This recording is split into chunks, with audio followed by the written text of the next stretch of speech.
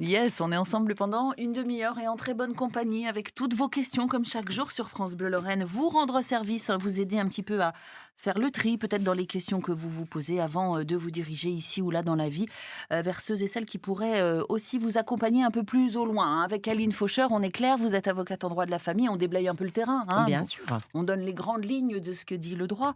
Après, voilà, quand on veut avancer dans les procédures, il peut y avoir des petits détails, des choses qu'il faut voir dans les cabinets directement, hein. exactement. Bonjour et N'hésitez pas à prendre bienvenue. rendez-vous. Voilà, Aline, vous êtes avec nous pendant une demi-heure. Alors, le droit de la famille, on va forcément parler divorce. Oui, ou séparation des couples non mariés Oui. aussi. On peut parler mariage aussi pour bien anticiper son mariage, voir les contrats de mariage. Tout ça, ça vous concerne Tout à aussi? fait. Alors les contrats, c'est plutôt les notaires. Ah oui. C'est-à-dire qu'on peut, stratégiquement réfléchir, avec son avocat, il faut un contrat ou il faut pas de contrat, mais ce sont Mhm. les notaires qui les établissent. Donc l'avant-mariage, souvent, on n'est pas concerné. Vous arrivez après, Nous, vous, on hein. arrive dès qu'il y a un conflit. Changer de prénom, de nom, ça aussi, ça fait partie des dossiers assez courants que vous avez dans les cabinets? Alors, c'est pas si courant que ça. D'accord. Non, non, c'est pas si courant et puis aujourd'hui, les dispositions légales se sont beaucoup assouplies. Mhm. Donc, souvent les gens n'ont plus besoin de nous. 03 83 36 20 20 pour poser vos questions. Vous nous appelez comme Paul. Bonjour Paul, vous êtes du côté de l'Axou. Oui, bonjour mesdames. Ce serait concernant une personne âgée de 78 ans à mobilité réduite, savoir si ce qu'elle peut avoir comme aide de sa petite fille. Alors, les descendants vers les ascendants disposent effectivement d'une possibilité, d'être, aidés par une Oui, pension alimentaire, dès lors que la personne en question, ne dispose pas de suffisamment de moyens. Alors bien souvent, c'est des moyens qui manquent pour régler la facture des établissements pour personnes âgées, hein, des EHPAD. oui, Donc bien souvent, c'est à ce moment-là qu'on mobilise cette obligation alimentaire des enfants et petits-enfants. Donc ça concerne effectivement ces 2 descendants, enfants et petits-enfants. Donc elle oui. peut se tourner vers sa petite fille, hein, pour demander cette aide, mais qui doit être, justifiée, par un budget qu'elle n'a pas. Donc ça veut dire Oui, qu'il faut mais démontrer qu'elle ne dispose pas des moyens suffisants, en gros, pour des frais alimentaires. Est-ce qu'elle habite chez elle, cette dame, Paul? oui, elle habite chez elle, mais surtout, ce serait uniquement une aide matérielle, c'est-à-dire de sortir, si vous voulez, son petit chien. Ah, Alors, c'est pas elle une a... aide financière. Ah, ça serait, Non, non, non. excusez-moi, entre Non, guillemets, non, je vous en prie, c'est moi qui me suis mal expliqué, madame. ça serait obliger en quelque sorte sa petite fille à venir pour sortir le chien. C'est ça votre question? Exactement, Oh! exactement. Alors, Aline Faucheur, est-ce que là, ça relève du droit de la famille et de vos compétences? Alors oui, parce que, il s'agit d'une obligation morale, on peut l'intituler comme telle, hein. Les obligations alimentaires et financières figurent dans le code civil, mais ce que ne figure pas, dans les textes de loi, c'est tout ce qui relève des obligations morales. Donc là, vous êtes face à une obligation morale. Est-ce que je dois aider ma grand-mère matériellement à aller faire ses courses, à sortir son petit chien, à venir lui dire Oui. compagnie parce qu'elle se sent seule? Là, je ne peux pas vous parler d'un texte qui vous permettrait de mobiliser l'aide de cette petite fille. En revanche, voilà, sur le fondement de l'obligation morale, quelqu'un peut lui rappeler Oh, oralement à la petite Voilà. fille que, on a aussi des grands-parents, des parents et qu'on leur doit moralement une aide. Voilà, de là à aller oh, devant les oh. tribunaux pour faire Non, ça devoir ce marchera pas. droit-là, ça marchera pas, Paul. On vous a éclairé? Ça vous va comme réponse? Donc, je n'ai pas de recours, en Non. fin de Non, compte. pas de recours. Juste Il peut-être, faut que... arriver à sensibiliser la petite fille au fait, que ça serait Oui. bien qu'elle aide sa grand-mère, Paul. Il y a pas de recours possible. Merci beaucoup Je, pour je votre vous question. remercie, mesdames, très, très, très gentilles. Je vous remercie de votre amabilité. Eh Avec ben, Bonne- plaisir. merci pour votre question au 03 83 36 20 20 jusqu'à 10 heures. Vous êtes là, Aline, pour répondre à toutes vos questions avec ce qu'on imagine qui est obligatoire et ce qui ne l'est pas. Voilà, c'est bien, Alors, hein, au titre des obligations mmh, morales, par mmh, exemple, qui ne figurent pas au titre des obligations alimentaires, moi, je répète souvent à votre antenne que l'obligation alimentaire, elle va des parents vers les enfants. mmh. On en discute souvent en cas de séparation, hein, cette fameuse pension alimentaire qui est versée par un des parents à l'autre en cas de séparation. mais elle existe évidemment dans le sens descendant-ascendant, dès lors, comme je l'ai indiqué, que l'ascendant ne dispose pas des moyens de se nourrir. Et puis, dans les lignes collatérales, il n'y a pas d'obligation. Quand j'enseigne le droit et les obligations, je dis toujours, bah voilà, il y a des obligations morales. On n'a pas d'obligation alimentaire à l'égard de ses frères et sœurs. Ça ne Mhm. relève que d'une obligation morale. Vous avez un frère, vous avez une sœur qui se trouve dans une situation catastrophique. Vous n'avez pas d'obligation alimentaire dans cette ligne-là. C'est ça que vous appelez les lignes collatérales. Je me Ouais. demandais ce que Les c'était. lignes Je connais les collatérales, c'est les dommages frères et sœurs, collatéraux, les mais cousins, les cousines. Alors, les frères et sœurs, c'est évidemment plus liant, hein, mais il y a pas d'obligation alimentaire à l'égard de son frère ou de sa sœur. eh ben voilà, le cadre est posé. À vous maintenant de poser toutes vos questions sur France Bleu. Aline Faucher, avocate en droit de la famille, est à votre disposition ce matin sur France Bleu. Vous posez toutes vos questions, hein. C'est une habitude maintenant, hein, depuis début septembre sur France Bleu. Tous nos experts qui sont là pour répondre à vos questions. Droit de la famille aujourd'hui avec Aline Faucher. On parlait de l'obligation des petits-enfants d'aider leurs grands-parents avec la question de Paul tout à l'heure au 03 83 36 20 20, hein. Vous pouvez appeler vous aussi ce matin. On va du coup embrayer sur les pensions alimentaires dans le C'est cadre ça. d'une séparation, hein, séparation du couple. Quand l'enfant a 18 ans, que devient cette pension alimentaire qui a peut-être été décidée quand il avait 10 ans? Déjà, est-ce que la pension évolue en termes de montant avec l'âge de l'enfant? Oui. Oui. Alors, la pension évolue avec l'âge de l'enfant, mais pas tant avec l'âge de je dirais avec l'évolution des rémunérations de celui qui doit régler la pension. Donc, que l'on soit divorcé parce qu'on était marié ou que l'on soit séparé parce que l'on ne l'était pas, Mhm. il y a toujours une obligation alimentaire des parents vis-à-vis des enfants, celle qu'on a évoquée tout à l'heure. Celui qui a la résidence des enfants, c'est-à-dire qui accueille les enfants toute la semaine et qui ne les accueille pas donc un week-end sur deux. En revanche, l'autre parent qui les a moins est tenu de cette fameuse obligation alimentaire qui se traduit par cette pension alimentaire qui est à sa charge. Il est donc débiteur de la pension alimentaire, l'autre parent est créancier de cette pension alimentaire. Elle est fixée en fonction des revenus du débiteur. Voilà. Donc, par définition, le débiteur qui gagne 1 000 euros, 1 500, 2 000 ou plus, on va fixer la pension alimentaire par enfant et par mois en fonction de ces ressources-là. On va prendre en considération les charges éventuellement de ce parent qui doit payer pour peut-être moduler, mais dans la mesure de pas grand-chose en fait, parce que l'obligation alimentaire, c'est l'obligation la plus importante qu'on ait dans la vie au terme de ses charges. Donc le juge va toujours considérer que votre revenu, vous qui devez payer cette pension, s'il est grevé de charges et de crédits qui ne sont pas les crédits les plus essentiels, alors vous aurez comme obligation, quoi qu'il en soit, de régler en priorité cette pension alimentaire. Vous faites référence notamment peut-être à des crédits de consommation. Exactement. Donc on sait qu'il ne pourra pas nécessairement se dégager ce qui suffit pour la pension alimentaire. Eh bien on va lui dire, vous vous débrouillez.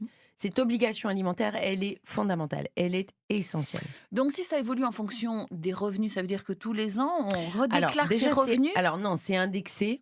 Alors ce que je voulais dire, c'est que les événements qui font qu'on l'a fait évoluer, ce sont plutôt des modifications sur les revenus. Mais l'âge des enfants joue également, bien entendu. On sait que un adolescent de 16 ans a plus de besoins élevés en termes de Il mange finances. plus de danettes, Voilà, hein. il mange plus de danettes et plus de viande même. Et donc, plutôt qu'un petit, alors les petits, on va dire que ce qui coûte, c'est effectivement la garde, la crèche, mais une fois qu'ils sont scolarisés, c'est vrai que les frais sont moins élevés.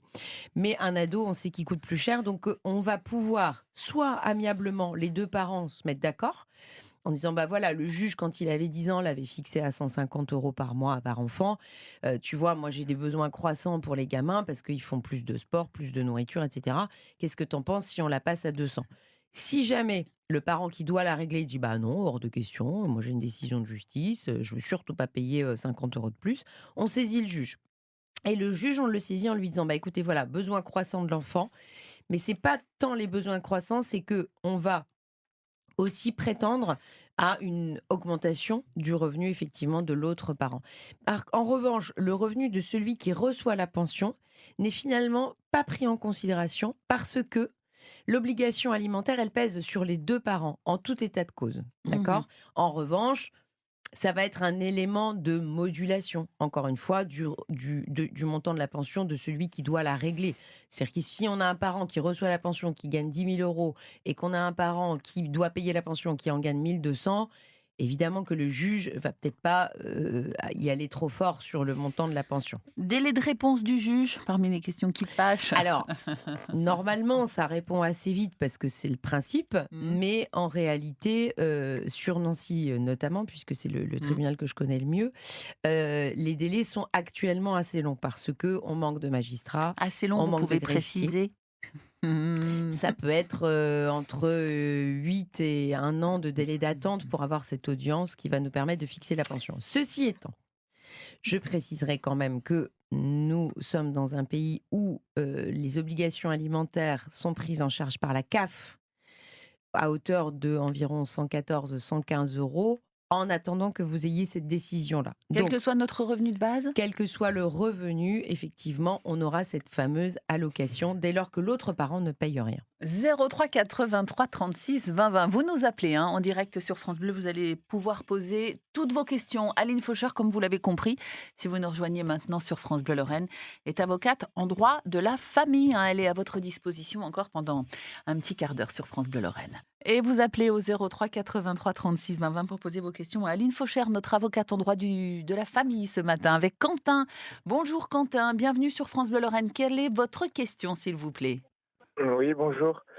Alors, je vous appelais concernant donc une histoire de pension alimentaire. Mhm. Je suis débiteur de cette pension par rapport à mes 3 enfants. Et Oui. en fait, ma question était sur le fait où j'aurais voulu savoir si cette pension, je devais la déclarer à la CAF pour prétendre toucher au RSA, sachant qu'à l'heure actuelle, je suis au chômage. Alors, de toute façon, cette pension, quand vous allez faire votre demande de RSA, vous allez nécessairement dire que vous la réglez. Parce que Ouais. c'est quelque chose d'ailleurs qui est déductible, vous savez, de vos impôts. Oui, oui. Hein. Donc ça veut dire que c'est une charge. Donc quand on va réfléchir à votre situation pour avoir des aides, vous allez pouvoir déclarer cette somme-là comme une charge et la CAF va utiliser cette charge pour vérifier votre situation.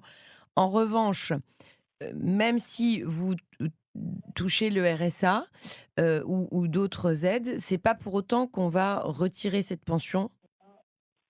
Ah oui, non, Voilà, elle non, va se je maintenir cherche quoi pas à qu'il en être. soit, sauf que si vous ne pouvez plus du tout la régler, à ce moment-là, parce que votre situation financière est trop précaire, vous pouvez saisir un juge en disant: «Bah, voilà, moi je voudrais qu'il soit constaté que je peux plus la régler» et si le juge constate, que, vous êtes dans une situation qui ne vous permet plus d'assumer votre pension alimentaire, alors elle va vous décharger de cette, charge-là et la CAF prendra le relais à 100 sur cette fameuse pension que j'ai évoquée tout à l'heure à hauteur de 114 €.